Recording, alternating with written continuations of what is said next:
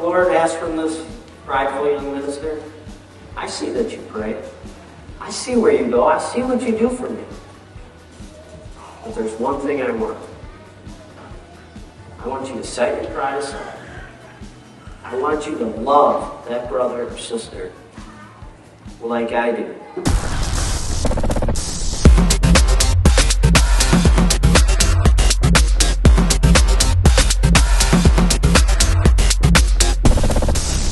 As I started contemplating and as we started deciding whether we were going to go to camp or not, and then I was asked to help out in a seminar, you obviously start preparing. When I first heard the theme about forgiveness, my honest thought was, this is going to be a great camp for brother so-and-so, sister so-and-so. They really need to learn about forgiveness. I instantly pointed the finger. It's right where I went to. I felt okay about that. I just felt like we need to learn this a little bit better. And after a few conference calls, after studying a little bit, I realized, wow, I need this. Yeah, as our seminar class, I got crud inside here that I didn't even realize was there. Our seminar class knows what I mean by that. I gotta get it out. I'm being hindered by things that I didn't even know were there. And I started to dig a little deeper, put a little more time and effort in. And I realized that I needed to let some things go. And where else would I go but to the Scripture to find out how do we go about taking care of this? And I go to the Scripture where the theme actually comes from. If we go to, I don't know that anybody's going to follow along, but the 18th chapter of Matthew. Sometimes, I'll just say even for me, I look back and I can say, well, there wasn't this when I was growing up. It wasn't that bad. I'm not that old, but I can still look back and I can make that claim. Sin, things, bad stuff's been going on forever. Same stuff, just a new way of doing it. Same obstacles. Same obstacle to forgive one another, it's been around forever. It's no different today than it was when Cain and Abel were around. Okay? Same stuff. And in the 18th chapter of Matthew, in verse 20, I find it a little comical here. It says, Jesus tells them, where two or three are gathered. This is before Peter asks the question, but Jesus says, okay, so where two or three are gathered, I'll be there. And what's Peter's first reaction to that? Well, wait a second. We gotta be together? Well, what happens when somebody ticks me off? What am I supposed to do about that? Two or three people? And he's worried about, what is he going to do when one of those people ticks him off? How am I going to get over that? Not a big group. So he's worried about, well, what am I supposed to do? And the Lord tells him, I say unto thee, until 7 times 70, but until 70 times 7. And then he gives a parable. And he gives a parable about forgiveness. Therefore, is the kingdom of heaven likened unto a certain king, which would take an account of his servants. And when he began to reckon, one was brought before him who owed him 10,000 talents. So he actually took time. He took time to take account for maybe those who owed him, but I'm going to maybe take it a step further. He took account what if I took account for maybe, is there a possibility that I may have hurt somebody? Is there a possibility that I may have said something that hurt someone? We often hear that scripture of study to show thyself approved. Study what? Just the scripture? Or what about those around us? What about getting to know each other? What about me knowing you so well that when you're hurt by what I say, I know it. When I walk in the door from work, I can tell if my wife's upset. I don't have to say, are you mad at me? I don't have to say that.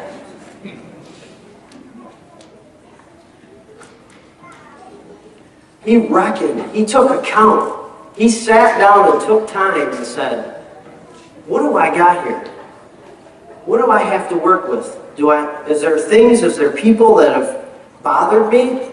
Are there things, there are people that I've hurt? He took account. He took time to reckon. And as he did that, there was one who owed him. And as that servant came before him, he did not have what he needed to pay the ruler. And this is what he said. He said, Lord, have patience with me. I'm going to give you this is my wife. She taught Sunday school for a little while. And there was a young man, he's in the room, I don't want to embarrass him. And he was lagging there. And Gina just could not connect with him. And one day in Sunday school, he told her he hated her. And it really bothered her. And she went to his father and said, I'm not trying to get him in trouble, but he said he hated me, and I remember it was bothering me. And he grabbed his son and said, you need to apologize to Sister Gina. And he said, Sister Gina, I'm sorry that I hate you.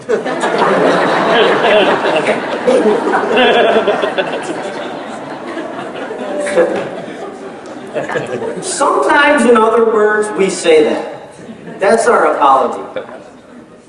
I'm sorry that what I said bothered you. But we see here that he says, have patience with me. I'm not perfect. I don't have what's needed here. Please have patience with me. Can you forgive me? I'm so sorry. And the Lord granted him that. And I think we know the story here. He then went to someone who owed him a debt and would not forgive that. And we see that it didn't end up so good for him. And I looked at our songbook cover and it says, get it, feel it, give it. And I thought to myself, forgiveness is such a unique thing. It's available.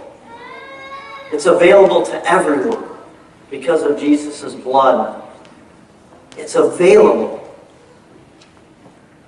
And once we get it, and this is what I get from this parable, the only way to keep it is to give it away. It's the only way to keep his forgiveness. We see here, he wasn't willing to give it away, and it was taken. So we see how important this is. It's not just, well, let's sing a good song and feel good about it. But there needs to be a change, and I've realized that about myself. There must be a change. There must be a change from this. We heard that this was an inspired theme, and there has to be a change when I leave this camp. Today, this moment, there must be a change, and there has been. And much of that has come from learning from the ones in our seminar class. Learning from their strength, dealing with situations that, as our brother said, won't go away. They remain, even though forgiveness comes, the situation remains. And I've learned the strength from you. And I hope you understand that. That it's come from you. And the understanding that the Lord's given you. Thank you.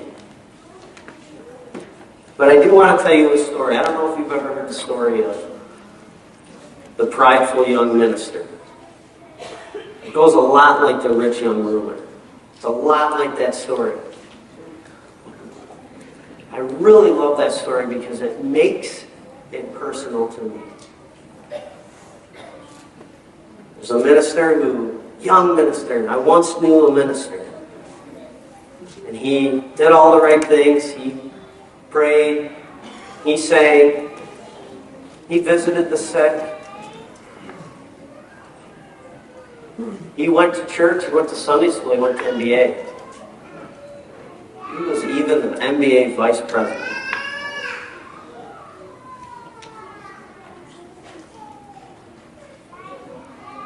But when Sister Blank and Sister Sally,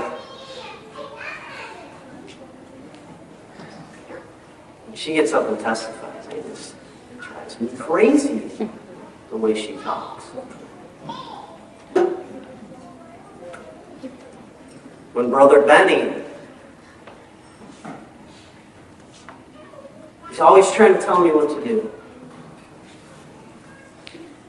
He just rubs me the wrong way. And you know what I'm going to do about it? You know what this prideful young minister does about it? He says, I'll just stay away from that brother or sister. I'll just stay away. We just don't get along. We'll just keep the distance and everything will be all right. Their personality won't drive me crazy. What they say and do, we'll just keep our distance. You know what the Lord asked from this prideful young minister? I see that you pray. I see where you go. I see what you do for me. But there's one thing I want.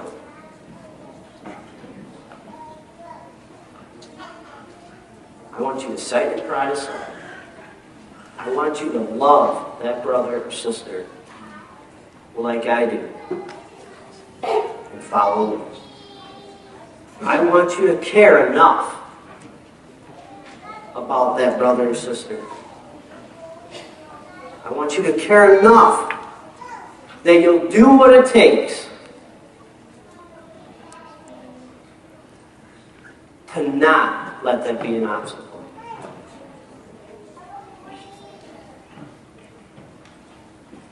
That's tough. You know, it's easy to read that story of the rich young ruler and say, well, come on, just sell. Why wouldn't you do that?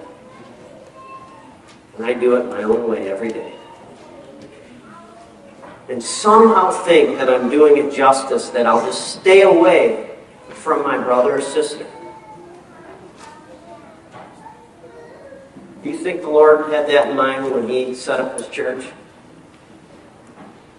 I don't think so. And the only reason why I'm saying this is because this is what I want. This is me. This is what I need.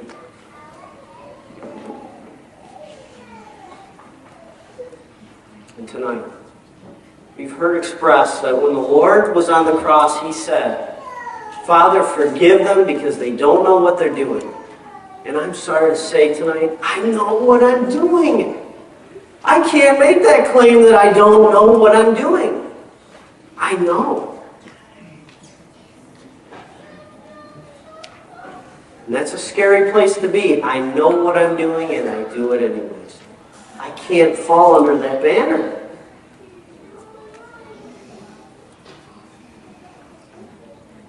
So for those of us who've said, I want Jesus in my life and I'll do whatever I can to serve you, that means we love each other. And when we get that right, outside these walls will be attracted. So I know what I'm doing. I know how to do it. The Lord gave me His Spirit. He said, I'll tell you what to do. I'll show you what to do. Just listen to me. And for those who are sitting out in the congregation, I don't know that you can claim you don't know. Ask yourself honestly, do you know? If you do, we've had two that made the claim.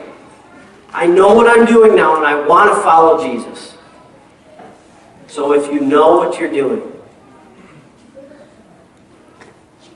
ask yourself this night, what's the one thing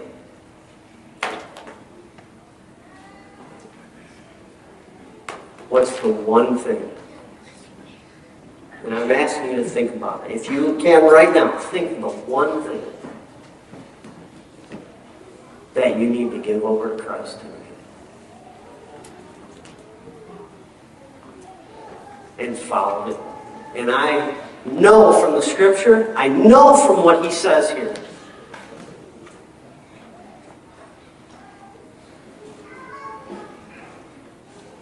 I know that the world will be attracted to the love that they see and feel when one or two or three are in the midst. They will feel the love. So tonight, I ask that you would reflect and ask yourself, and maybe you already have this, what's the one thing? Maybe there's more than one. What's the one thing? What's that first thing that you want to let go of? Because that's what Jesus is asking for tonight. He's asking for that one thing. He didn't have a list of 10 things for that rich young ruler. He picked the one thing that was that crud in his heart. That one thing that he couldn't let go of.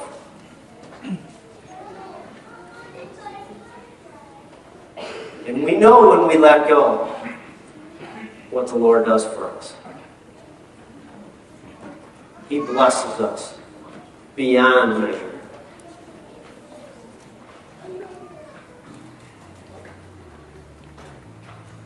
Brothers and sisters, I ask that you would contemplate this theme and you would make a change. Not because Brother Ryan asked you to, but because the Lord will. You can connect with the GMBA on YouTube, all major podcast platforms, and Instagram. There are links in the description. Make sure to like and subscribe, leave a comment, and share this with someone you know. Thank you.